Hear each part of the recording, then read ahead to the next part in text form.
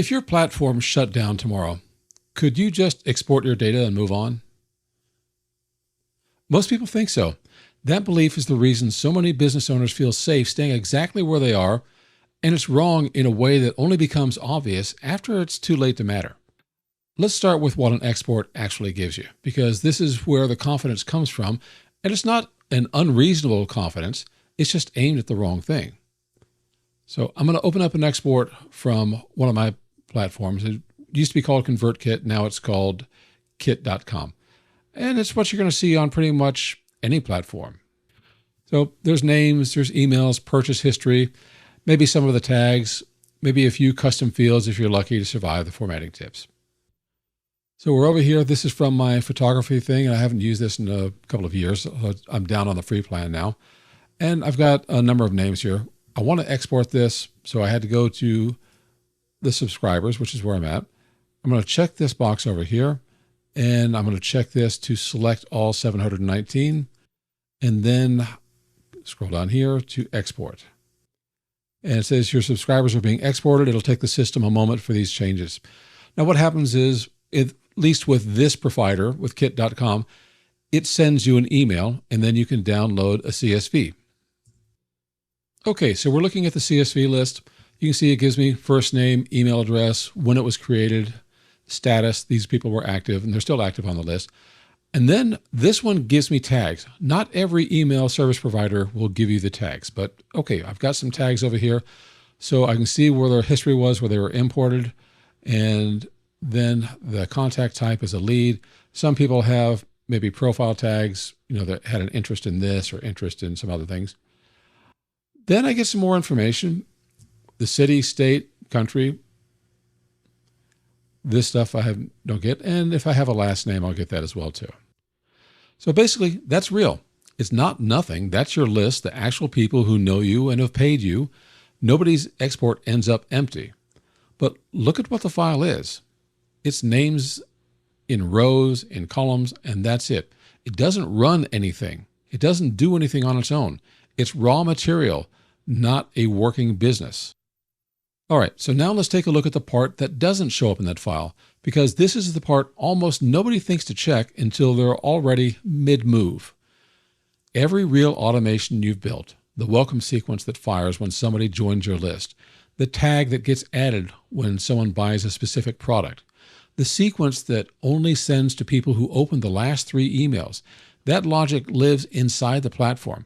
It's not a field in your contact record. It's not something that travels with a name and an email address. So this is what it actually looks like. In this case, I'm in Fluent CRM because the old account I had on Kit.com is on a free account. You don't get automation. So all the automations I built there are gone. I can't go back and look at them, but I can show you what an automation looks like here. So you export your list, then yeah, you've got contacts. You import it in a new platform, the names show up, the tags might show up as I just showed you with the export I got. And if you're careful about mapping them correctly, that's fine. And then you open your automations on the new platform and there's nothing there because there was never going to be anything there. Automations don't export. They have to be rebuilt by hand, one at a time on whatever platform you land on next. So let's take a quick look. If I have a new user sign up, this is a simple one for my community. If someone comes in, I add some tags, I send a welcome email, and I stop. Really simple. Now, there's going to be more follow-up after that, but this is provisioning. If I come back over here and we take a look at this one, Deliver ARA PDF, I've got a lead magnet. Basically, this is a PDF that I put out there for free, and I run this also very simple thing. There's a tag that triggers this. The first one is always going to be your trigger. And when they get this trigger, start, deliver ARA PDF, this automation kicks off. And then I remove that one so I don't do it multiple times. I apply a tag here, and then I deliver. So what I'm doing is I'm sending an email, and this is going to have a link where they can download their PDF. So all they've got to do is click that button, and it'll start the download. Once that's done, I go ahead and put in this tag, ARA delivered.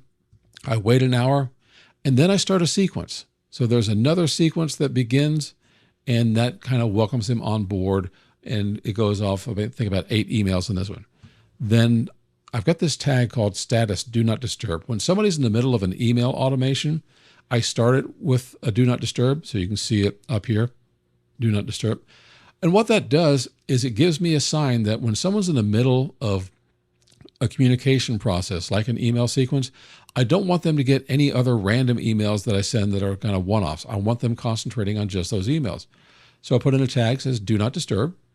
And then when I'm done with the sequence, I remove that. And there you go. The funnel's over. There are more complicated things you can do with automations, but this is something you need to keep in mind. The fact that you could not export your automations in another platform, it's not a bug in one particular platform's export tool.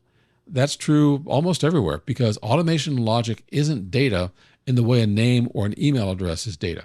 It's a set of instructions that are specific to how that platform is built, and instructions written for one system don't run on a different one. It's worth asking why so many people believe exporting protects them, because the belief isn't random, it's reinforced constantly. Every platform's marketing says some version of export your data anytime.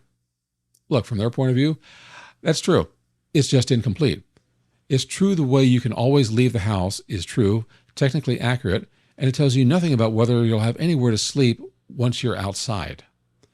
The reassurance is real. What it's reassuring you is about a narrower What it's reassuring you about is narrower than it sounds. You can always get your list. You were never being told that you could get your business logic along with it. And those are your automations, the things that really run your business. So here's the reframe, and it changes what being safe actually requires. Portability was never really about whether your data can leave a platform. It's about whether the system that acts on that data leaves with it. A list without the logic that runs on it isn't a business you can pick up and move. It's a mailing list you now have to build an entire operation around again from scratch on someone else's terms and on someone else's timeline. The real risk was always rebuilding your whole operation, one automation at a time, every single time you switch. That's the cost that doesn't show up until the day you actually need to leave. So keep this in mind. Exporting your data was never the safety net it was marketed as. But let's be precise about what actually changes the picture, because it's not what most people assume.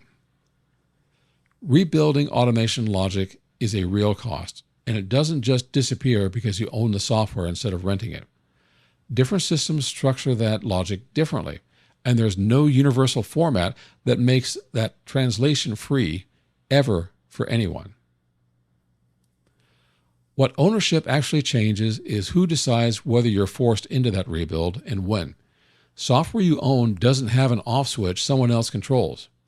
A license renewal can lapse, and if it does, you lose the newest updates and the official support. That part's real, but the software you already installed keeps doing exactly what it did yesterday. Nobody freezes it. Nobody locks you out of automations you built because of a payment that didn't process on their schedule. Compare that to a canceled account on a Reddit platform. Remember what we talked about in the previous video. ActiveCampaign, as soon as you cancel, you're locked out. You can look at it, but you can't touch it. It doesn't work anymore. The automations stop the moment you cancel, the account goes read-only, and then on a clock you don't control, it's gone. That's the actual distinction. Not that the work of switching disappears, that nobody but you decides whether and when you have to do it.